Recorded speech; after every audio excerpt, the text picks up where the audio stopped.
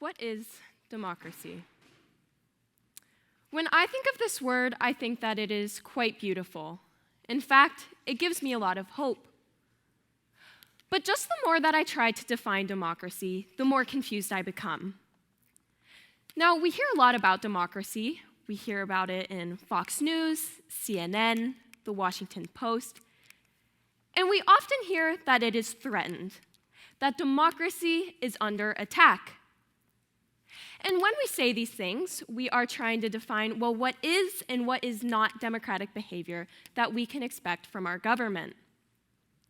And this effort in trying to define what democratic behavior is not at all unique to the United States. It's a concept that has been explored across civilizations for centuries. So what is democracy?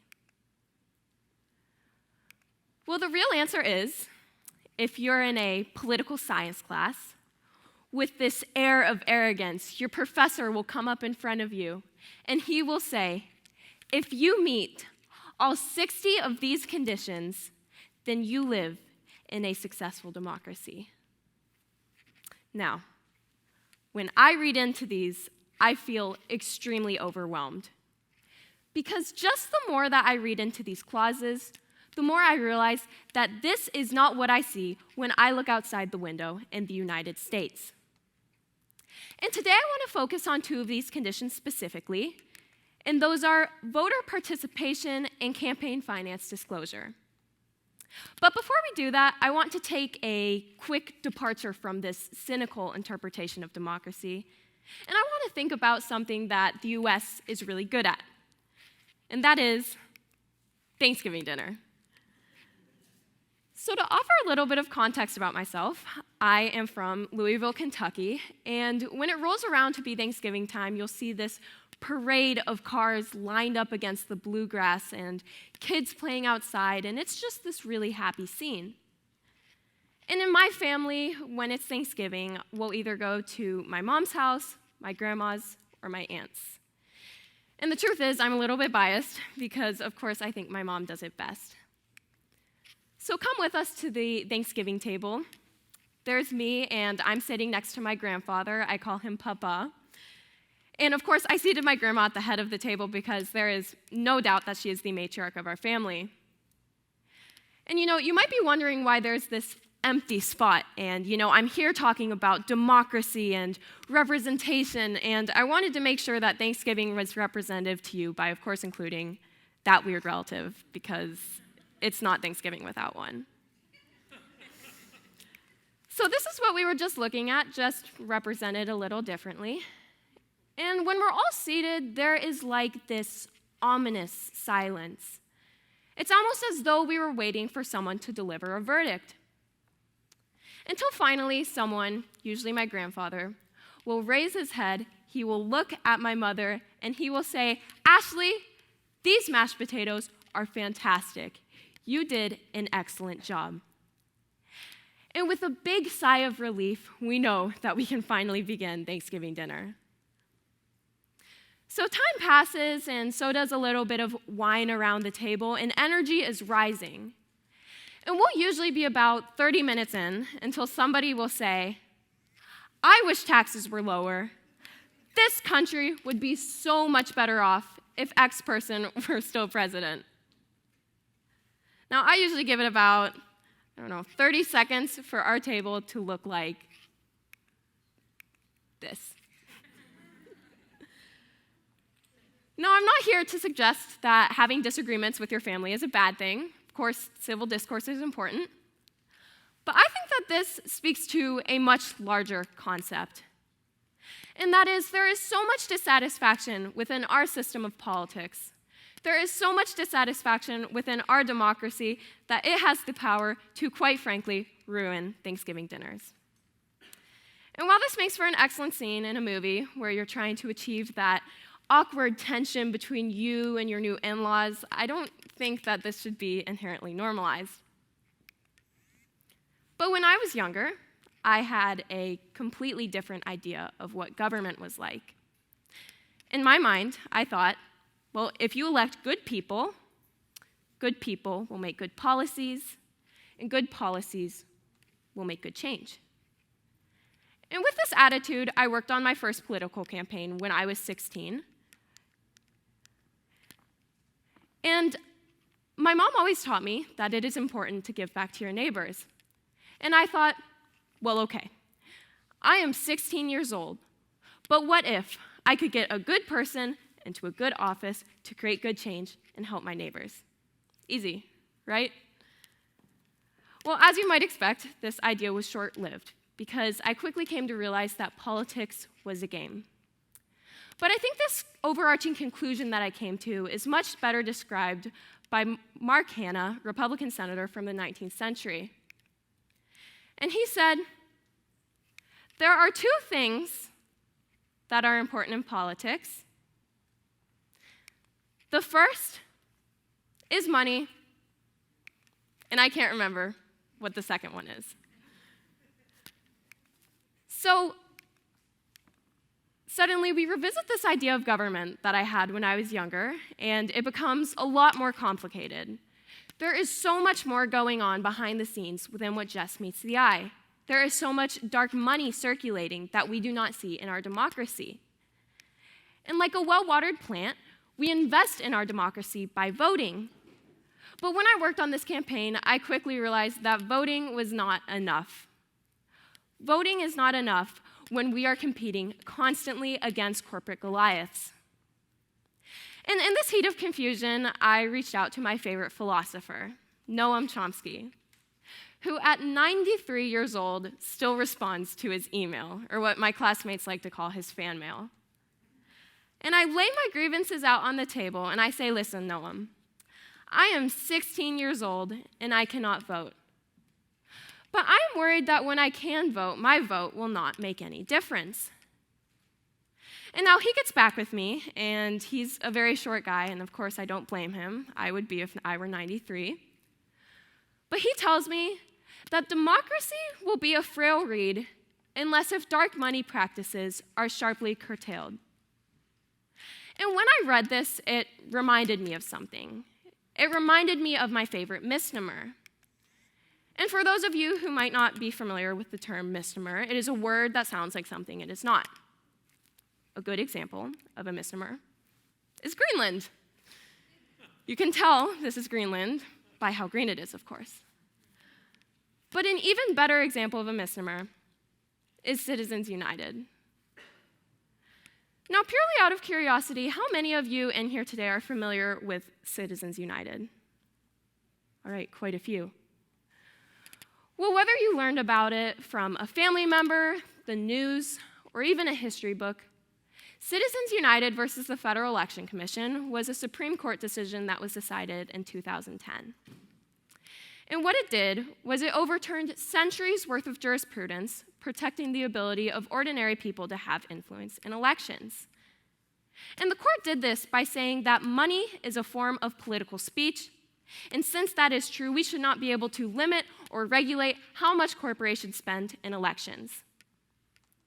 And what this did was it created many new legal loopholes, whereby for-profit organizations, 501c3s, and super PACs could spend unlimited amounts in elections, and the best part is, none of it has to be disclosed. And the court did this by applying this really complex legal doctrine called corporate personhood. And for those of you who raised your hand, you might have heard the term that corporations are people. And now this is a very limited definition of corporate personhood, so I would like to explain it as such. Corporations are conglomerates of people. People have First Amendment rights, and therefore corporations also have First Amendment rights. And at face value, this seems completely rational, logical even. Over the years, I've learned that I am not good at math, but I know that this line of reasoning makes sense. So the court runs with this, and in the majority opinion, they maintained that political speech is indispensable to a democracy, which is no less true because that speech comes from a corporation. And again, at face value, this does not sound problematic. But let me point something out. I am very certain that everyone in here with us today can tell the difference between these two entities. The first being Humana, a multi-billion-dollar corporation. And the second being a human. Now, this human actually happens to be my economics professor, and his name is Cormac, and although many of us don't think he's human, he is. And when it rolls around for election time, Cormac and Humana, they compete on vastly different playing fields. Because while Cormac only has one vote, Humana has $1 million. So who do you think is going to have more influence? Well, obviously, it's going to be Humana. And this would not be such a problem unless if Cormac and Humana didn't have vastly different needs and vastly different interests. And when you have a legislator that is elected on Humana's money and not Cormac's vote, we have a problem. Because let me tell you, that representative is not representing Cormac. And this is why Citizens United is so misleading. This is why it's my favorite misnomer. I think there's a certain importance to the way in which we go about naming things. For instance, we call the US the United States of America, not the States of America. So certainly, when I saw Citizens United, I raised my hand and I asked, well, how could this be one of the most threatening precedents to our democracy?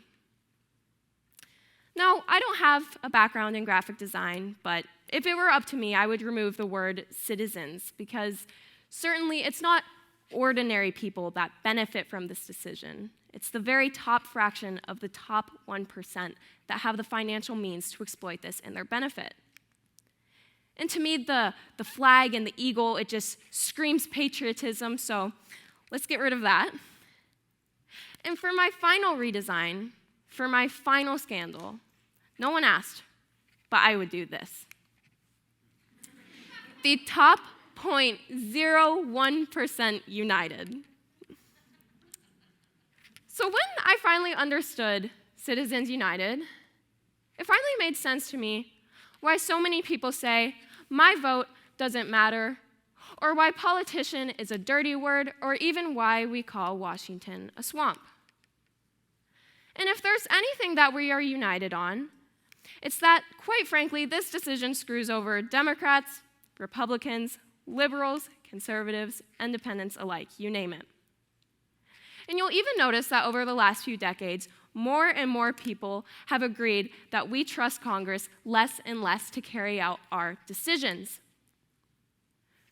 So we recognize Citizens United is a problem. Why not overturn it? Why not strike at the root? Well, the good news and the bad news is that this answer is quite short, and that is this. Given the current composition of the Supreme Court, it is highly unlikely that they will tackle such a nuanced and complicated First Amendment case. But even though we cannot tackle this at the federal level, we still do not want our democracy to look like this. So what do? Well, we demand transparency.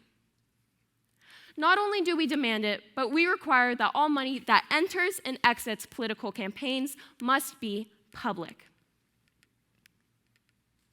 3 weeks ago, we witnessed one of the most devastating school massacres in the U.S.'s history.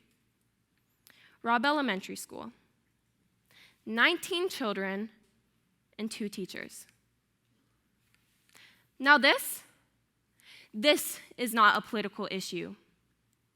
Because when over 90% of Americans agree that there should be some form of tighter gun regulation or some form of mental health checks, isn't it strange to you that Congress is silent? That thoughts and prayers is the frontier? That we cannot travel beyond thoughts and prayers to actually do something? Well, would it surprise you to know that in 2020 alone, the NRA contributed nearly $30 million in outside spending to influence elections. Now this is America. So if our politicians are going to be accepting money from these groups, like I said, it needs to be public. Because when I walk into a voting booth and make a decision that is going to affect my neighbors, I need to know if I'm going to be helping or hurting their children. Now, we have kept church and state separate for centuries, and now we need to do the same between corporation and state. And yes, some of you might point out we live in a very advanced and modern society where businesses and governments are inextricably intertwined and they must interact. But by God, we are not doing this right. So the US is really good at normalizing things, just like we've normalized school shootings in elementary schools and how we've normalized healthcare being a privilege and not a right. Something we haven't normalized is representatives actually representing us. And I just want to take a second to think through this with all of you in here and think, if representatives actually represented our interests, maybe then we could tackle some of our most pressing issues as a nation. Maybe climate change, access to voting, affordable health care, and racial inequality. Now, I know that when we think of these things, we don't often think of campaign finance reform. Certainly, I know that when I think of climate change, I think of polar bears and not some Supreme Court decision that was decided 12 years ago. But this is why we need to talk about it. You see, not just at TEDx events or in the ivory tower of academic spaces, this is where we need to come in and say, hello, world. And when we do this, do it in such a way that does not divide people at Thanksgiving dinners, but instead unites us. Because only in this way can we truly reclaim meaning in the word united. So this is all to say, we have put a man on the moon. I am very certain that we can get representatives to represent us.